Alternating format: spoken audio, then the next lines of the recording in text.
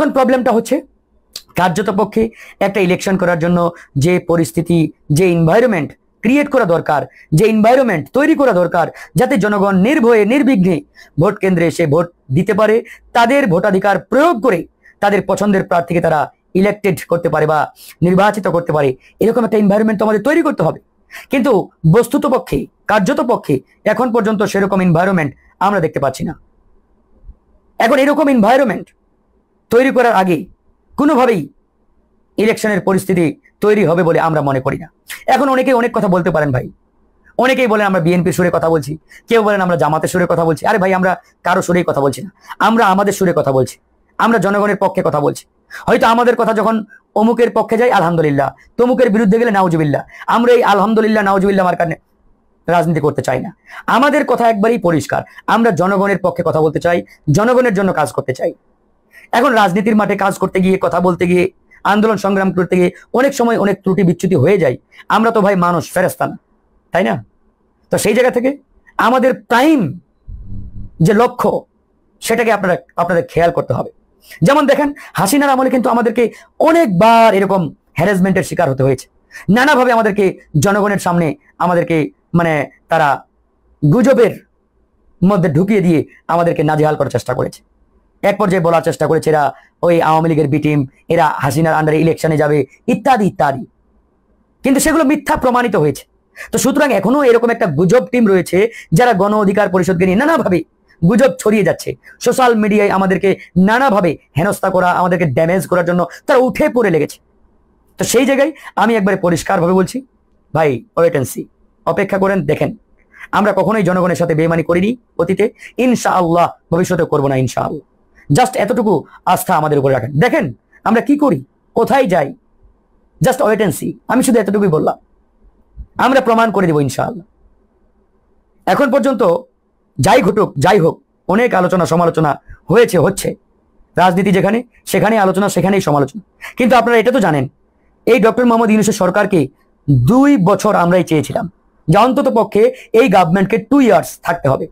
তো মাঝখানে কেন নানান আলোচনা হলো, কেন বক্তব্য দেওয়া হলো, সেটা কিন্তু আপনারাও জানেন।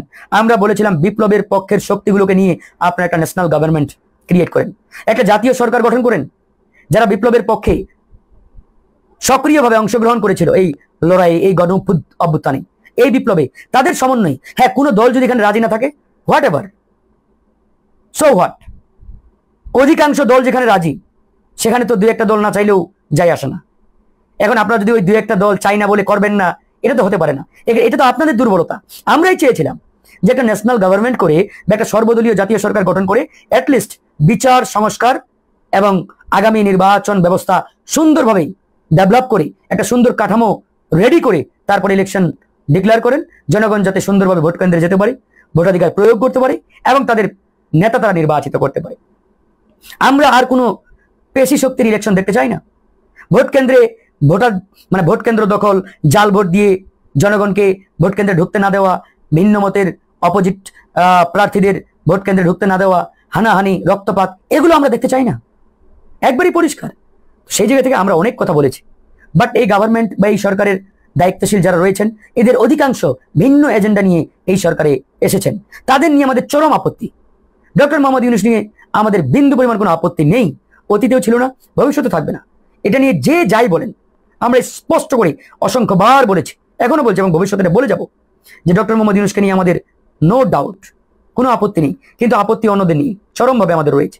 তো সেই জায়গা থেকে আসলে আমরা অনেক কথাই বলেছি, অনেক কথা বলতে হচ্ছে এবং হবে।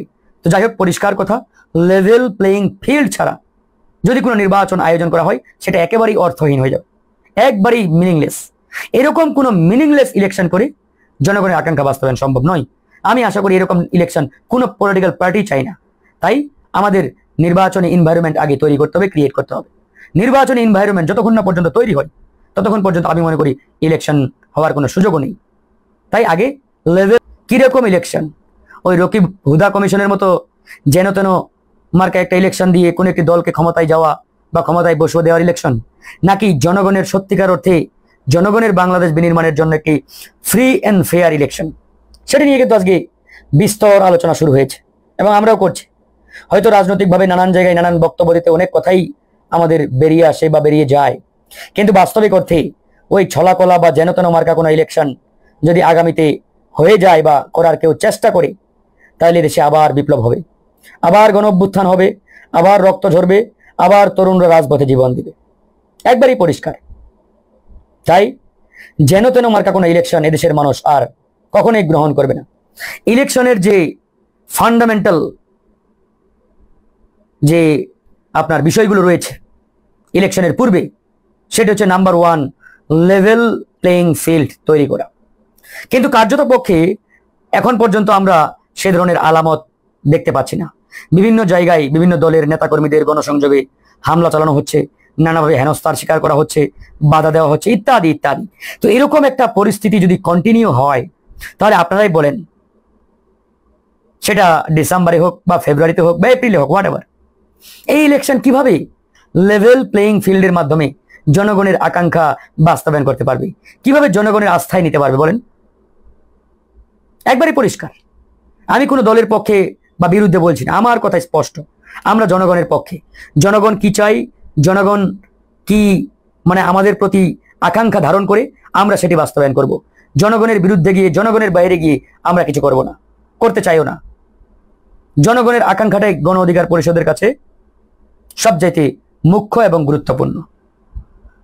ইলেকশন নিয়ে আমাদের প্রধান উপদেষ্টার বক্তব্যের পরে খুব একটা আপত্তি, ভিন্নমত, দ্বিমত কোনোটাই নেই। যেহেতু প্রধান উপদেষ্টা বলেছেন, এরপরে লন্ডনে তারেক রহমানের সাথে মাননীয় প্রধান উপদেষ্টার বৈঠক হয়েছে, সেই বৈঠককে আমরা ইতিবাচকভাবে দেখছি। কিন্তু প্রবলেমটা হচ্ছে, সেই বৈঠকে প্রধান উপদেষ্টার সাথে একটি দলের বৈঠক হয়েছে এবং সেখানে যেভাবে একটা জয়েন্ট স্টেটমেন্ট মিডিয়াতে আসছে, এটা আসলে দুঃখজনক। এই স্টেটমেন্টটা প্রধান উপদেষ্টা ভার্সাস আপনার ওই তারেক রহমানের না হয়ে যদি বাংলাদেশের ফ্যাসিবাদ বিরোধী রাজনৈতিক দলগুলোর সমূহ মানে সম্মিলিতভাবে বা সমন্বয় করে প্রধান উপদেষ্টার সাথে একটি জয়েন্ট স্টেটমেন্ট মিডিয়াতে আসতো, জনগণের সামনে উপস্থাপন করা হতো, সেটা হয়তো সবচাইতে কার্যকর এবং জনগণের কাছে সবচাইতে বেশি অ্যাকসেপ্টেবল। বাট সেটা হয় নাই। সেই না হওয়ার কারণেই মূলত আজকে নানান আলোচনা, নানান সমালোচনা, নানান প্রশ্নের ইতিমধ্যে জন্ম দিয়েছে। এখন অনেকে অনেক কথা বলতে পারে, ইলেকশন, নির্বাচন অবশ্যই দরকার, তবে সেটা কবে হবে, কিভাবে হবে, সেটা নিয়ে বিস্তর আলোচনা ইতিমধ্যে শুরু হয়েছে, আলোচনা চলছে এবং ভবিষ্যতে হবে। আলোচনা চলুক, আলোচনা যত চলবে তত আমি মনে করি বেটার সলিউশন এবং ওয়ে বের হয়ে আসবে। আপনি যদি আলোচনা না করেন, তাহলে কিন্তু বেটার সলিউশন বের হয়ে আসবে না। তাই আমাদের আলোচনা করতে হবে। আলোচনা ভেরি ভেরি ইম্পর্টেন্ট।